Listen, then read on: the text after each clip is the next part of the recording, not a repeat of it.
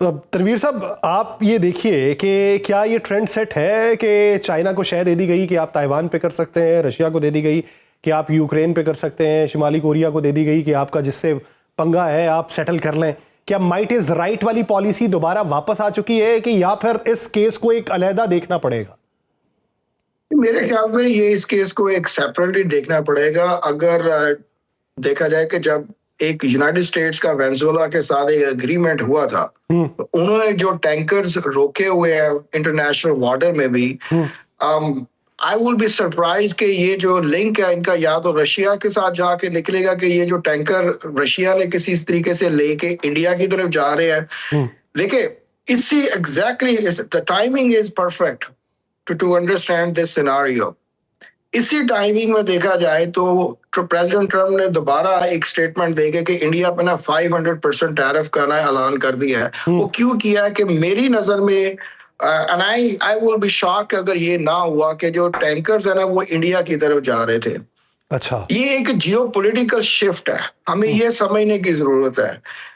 America हमेशा यही कहता है, we will go anywhere where we have our vested interest. इस वक्त उनको अपनी इकोनॉमी बचाने के लिए, अपने डॉलर डोमिनेंस को बचाने के लिए ना ये कुछ स्टेप्स लेने पड़ रहे हैं। लेकिन सबसे बड़ा मसला जो आ जाता है कॉन्स्टिट्यूशन का, कि जिस तरीके से सेनेट में 4 रिपब्लिकन्स ने डेमोक्रेट्स के साथ मिलके वो बिल पास नहीं होने दिया। नाउ लेट्स सी कि अब जो कांग्रेस में जब जाता है उस वक्त क्या सिचुएशन होती है। Would president Trump be able to convince congressman to pass this bill, और ताकि जो है ना ये किसी तरीके से वेनेजुएला को कवर कर सके।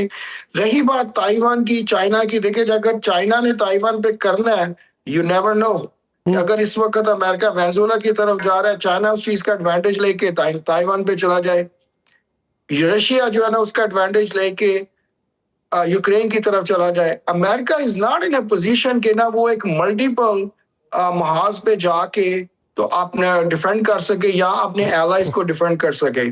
So this is something very concerning for geopolitical shift. अच्छा, शाहिद साहब, मेरा एक आखिरी सवाल, आप क्या समझते हैं कि आने वाले बरसों में ये जो पॉलिसी नई अब अमेरिका लेके चल रहा है, इसका फायदा होगा या इसका नुकसान होगा? फायदा होगा तो किस सूरत में, नुकसान होगा तो किस सूरत में?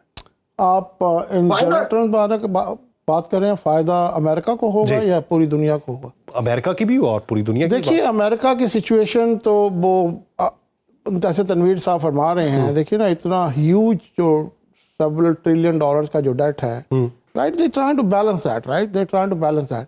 लेकिन इसमें एक बात जो इम्पोर्टेंट है कि dollar is the reserve currency of the world, and America owns dollar. They can print as many dollars as they want. This is their own. Even though ये ट्रिलियन की फिगर्स तो बड़ी ridiculous लगती है, उसमें तो लगता है जैसे ये country is going bankrupt tomorrow, but that won't happen because America controls dollar. America is dollar, right?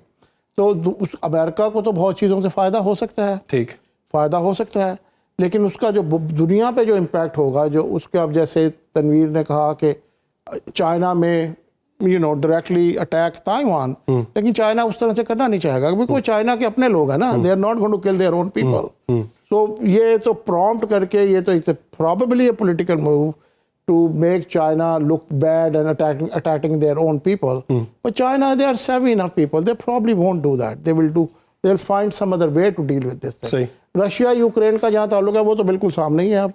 अब रशिया तो चाहता है कि यूक्रेन को वो बिल्कुल ही उस पर कब्जा कर ले, तो लेकिन वो हो तो नहीं रहा ना जैसे वो चाहता है, राइट। अब इसमें ये जो ऑयल ये जा रहा था वेनेजुएला से, is going to Russia, is going to China and probably going to India.